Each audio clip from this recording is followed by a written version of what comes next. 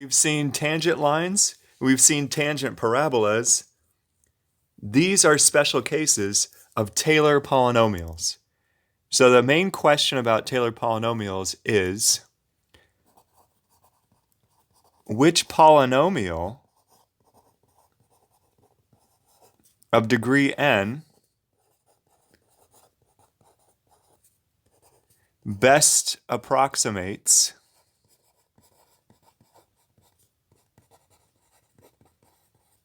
your function f of x at x equals a. If n was equal to 1, this would be the tangent line problem. If n was equal to 2, this is our tangent parabola. But we're going to generalize to degree n. So the polynomial, in general, will look like y is a constant a0 plus a1 x minus a plus, a2 x minus a squared, and so on, until we get to the nth term, an x minus a to the n. So this n is what makes it degree n. Degree 2 is parabola, degree 1 is tangent line. There are conditions that this polynomial has to satisfy. This satisfies condition 0. The approximation, this degree n polynomial, and your function agree at a. They also agree on their first derivatives at a. They have the same second derivatives, all the way down until I get to the nth derivative. So if you haven't seen this notation before with the parentheses around the exponent, that means take n derivatives, doesn't mean exponentiation. So the nth derivatives all have to match at a to be a Taylor polynomial. So I have n plus 1 conditions, conditions 0 through n. These conditions will help me find the unknown coefficients a0, a1, a2, and so on. So let's do an example. So here's an example. Find the degree n Taylor polynomial for the function e to the 3x at x equals 0. So to answer this question, I will begin by writing down what my polynomial looks like. So my polynomial, since I'm at x equals 0, will look like a0 plus, a1 x minus 0 to the first plus a2, x minus 0 squared, and so on until I get to an x to the n. So this is my polynomial in this case, and my function f of x is e to the 3x. So these two functions, condition 0 in my list says these two functions have to have the same value if I plug in 0. So if I plug in 0 to this function, this Taylor polynomial, I get a0. All the x terms are 0. So this says a0 has to be the same as if I plug in x equals 0 here, so I get e to the 0, which is 1.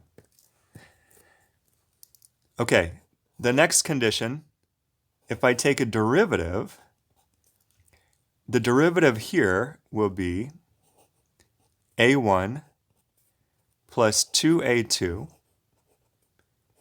The next term, I didn't write it down, is hidden in the dot, dot, dot, but the next term would be 2a2x, excuse me, 2a2x. The next term would be 3a3x squared. And the last term here would be n, a(n) x to the n minus 1. The derivative of my function is 3e to the 3x. These two agree when I plug in 0. When I plug in 0 to this polynomial, everything but the first term vanishes. So I get a1. And then if I plug in 0 here, I get 3 times 1, so 3. The next, second derivative.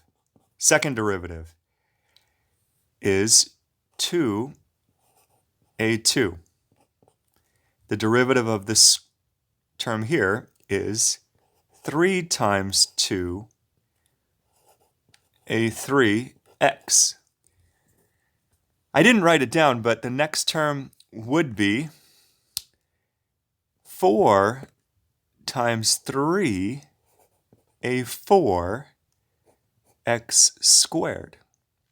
And then this keeps going until I get to n minus 1, an x to the n minus 2. The second derivative of my function is 3 squared e to the 3x. These two agree when I plug in 0, so that means 2a2 is equal to 3 squared. Let's do the third one, the third derivative. So if I take 3 derivatives, I'm going to get 3 times 2a3. The next term would be 4 times 3 times 2, a4x. So on the last term would be n minus 1, n minus 2, an x to the n minus 3. And the third derivative of my function is 3 cubed, e to the 3x. You may notice that I didn't multiply out 3 times 2. Now you may not believe me, but I actually know what 3 times 2 is. But when I'm doing these kind of problems, it's actually a little bit better not to expand all the terms out, not to multiply everything out. For example, 3 cubed, I know what that is, but I'm going to just leave it as 3 cubed.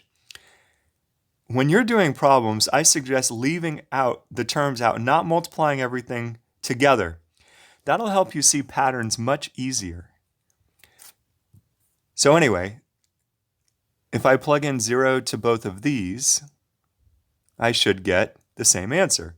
So I get 3 times 2 a3 should be 3 cubed. Now I'm starting to see a pattern here. I don't know if I want to write down this whole thing, but if I did, well, let's just write the first term, I guess. The first term would be 4 times 3 times 2. That's actually 4 factorial. 4 factorial a4 is the first term. And then all the other terms after that will involve an x, so that when I plug in x equals 0, these terms all will go away. First term is really what gives me the coefficient. Then the fourth derivative of my function is 3 to the 4th power, e to the 3x. So I'm getting over here 4 factorial a4 is 3 to the 4. So if I continued and I went all the way down to the nth term, the nth term would be, yn, n factorial an, and the nth derivative of my function is 3 to the n, e to the 3n. These two have to be the same when I plug in 0. So that would tell me n factorial an is equal to 3 to the nth power. So putting it all together, I've found these coefficients. I've found a0, I found a1, I found a2. I could just divide both sides by 2. I know a3, a4, and so on. So I know the degree n Taylor polynomial. So the final answer is my polynomial y is equal to a0, which is 1, plus a1, which is 3 times x, plus a2. a2 is 3 squared over 2. So 3 squared over 2. But I'm going to write it as 2 factorial because I see what's happening here. 2 factorial x squared. The next term would be 3 cubed divided by 3 factorial x to the third. And this pattern continues until I get to the last term, which would be 3 to the n